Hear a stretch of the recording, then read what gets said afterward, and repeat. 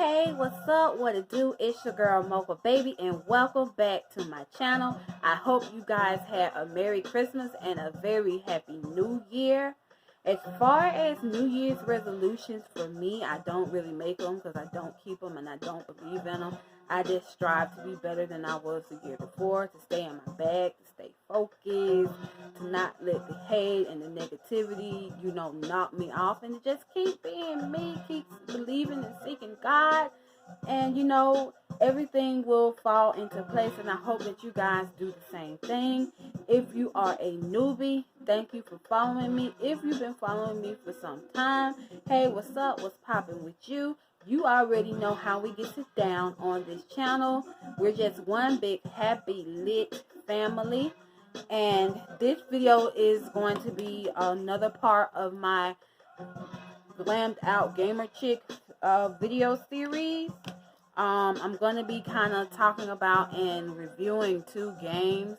I know I made the statement in my first Glammed Out Gamer Chick video stating that I don't play more than one game at a time, or I won't play another game till I finish one, and I usually don't. But Siberia 3 kind of got me a bit bored, and I did get Crash Bandicoot It's About Time 4 for Christmas.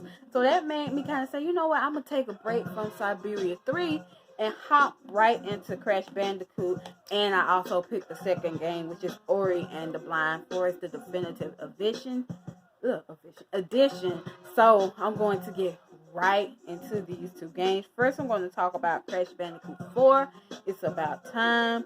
Crash Bandicoot being one of my favorite franchises, series of all time. One of the first video games I played that kind of introduced me into the world of gaming, like I said in my previous video. So I was able to get my hands on a copy of the Crash Bandicoot series thanks to it being a Christmas gift, and I was so excited and ready to play it, you guys. And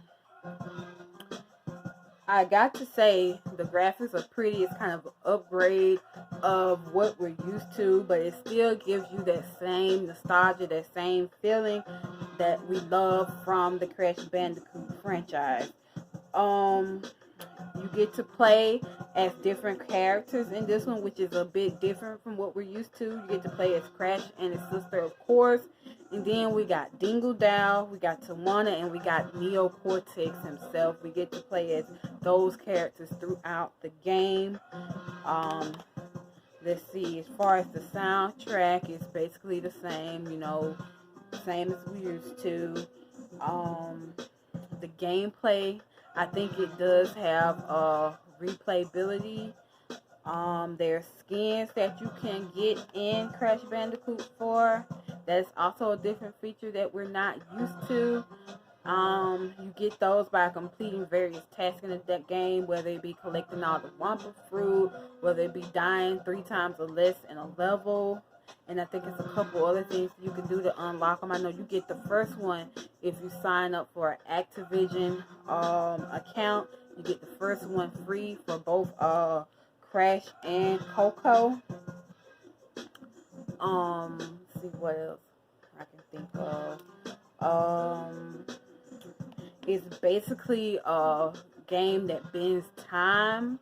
I want to say it's all about the perfect timing. The opening cutscene in the game, you get all the baddies, the villains, pretty much, having a conversation, wanting to break out of their dimensional jail in another dimension.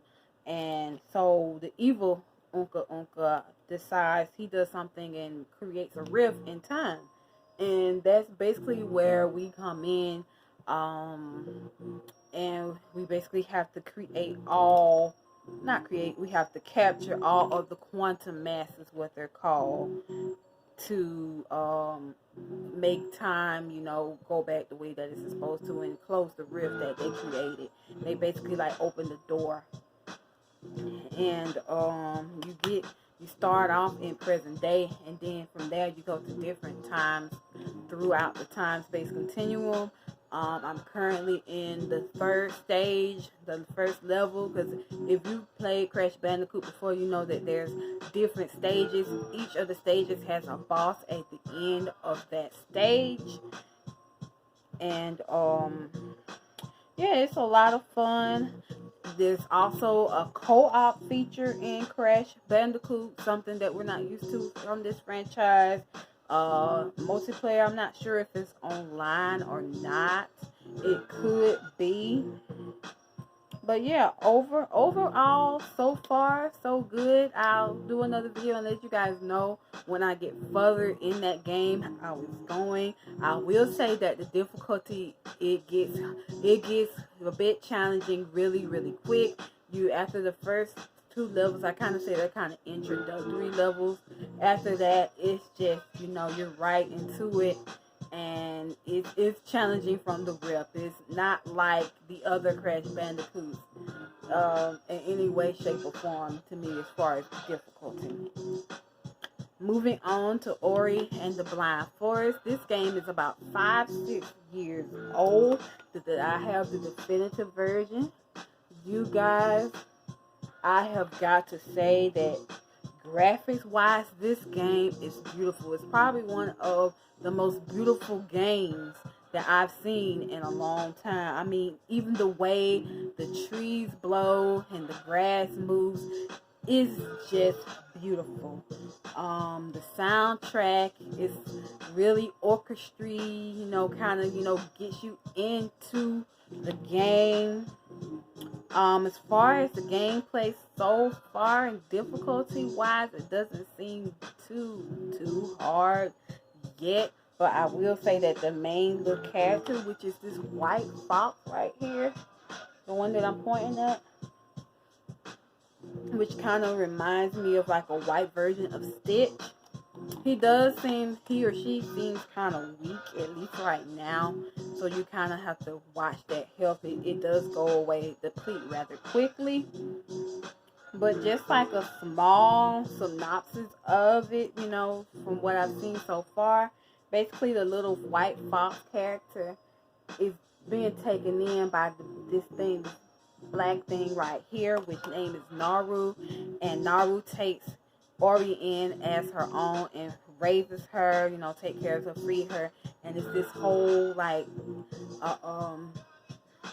prologue in the very beginning of the game where, you know, you see them, you know, and you actually kind of play a little bit of them, you know, interacting and finding food. It's rather cute, rather touching. And then you get to the point where Naru actually dies, and then that's kind of where we come in. And even in the beginning of the game, Ori actually dies and is revived, and then from there, that's where the adventure begins. I am currently in I think it's the Black Forest or something like that, Black Shadow Forest, where it's kind of dark, and I just recently made it bright again. That's currently where I am, still kind of in the beginning of the game. So I will definitely let you guys know how it's going when I get further in it. These are if you guys would like to buy these games, you know, Crash Bandicoot is available anywhere, Target, Walmart, GameStop, anywhere that games are sold. And Ori, I actually got Ori off of Amazon. So, yes, I'm going to wrap this video up and stop it right here. If you are not subscribed to me, please do so. Hit the red box somewhere in this general area. Ring the bell to be notified every time I post a video. You can like, comment, subscribe, show love. What are you guys playing right now that, you know, you're really feeling, you're really into it? And we can chop it up in the comments down below. As always, stay blessed, stay fly, and I will see you guys later on.